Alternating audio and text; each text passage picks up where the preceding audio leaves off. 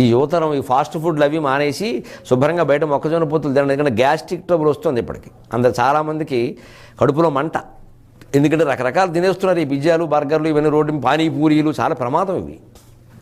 దాని బదులుగా రుచికి రుచి, శుచికి శుచి మొక్కజొన్న పొత్తుల్లో ఇంకా ఏమీ కలపాలనే ఆలోచన అమెరికా వాడికి రాలేదు. ఎందుకంటే వాటి మీద ఏం లాభాలు వస్తాయని వాడు అనుకోవట్లే. ఆ దుర్మార్గుడు కళ్ళ పడకముందే మన మొక్కజొన్న పొత్తుల్ని మనం తింటే హాయిగా ఉంటుంది. ఆ వర్గాల పాపం అన్ని బలహీన వర్గాలు వాళ్ళు పాపం కింద కూర్చొని ఏదో చిన్న కుంపటెట్టుకుని ఉసురుకుంటూ ఉంటారు. వాళ్ళని ప్రోత్సహించినట్టు ఉంటుంది. అవసరం ఉన్నా లేకపోయినా శుభ్రంగా 4 పొత్తులు కొని ఇంటికి పట్టుకెడితే తిన్నవేవో తింటాం, లేనివి దూళ్ళకి బారేస్తాం. ఏమైంది? వాళ్ళు బాగుంటారు. ఈ దృష్టితో కొంత ఆలోచించాలి. ఈ 10 రూపాయలు పెట్టి పొత్తుకుంటే ఏమవుతుంది? ఏసీ రూమ్ ఏదో పెద్ద టెక్స్టైల్ షోరూమ్కి వెళ్ళావు, ఓ దుప్పటి కొన్నావు, 20 రూపాయలు అన్నావు, మానేవా? ఈ 10 రూపాయల కోసం ఆలోచించేది. ఎప్పుడు చిన్న చిన్న వృత్తుల వాళ్ళని మనం నష్టపోయినా సరే ప్రోత్సహించాలి. ఈ 10 రూపాయల గురించి ఆలోచించదు. మనకి 10 రూపాయలు, వాడికి 10,000. సమాజాన్ని బాగు చేయడం అంటే అదే.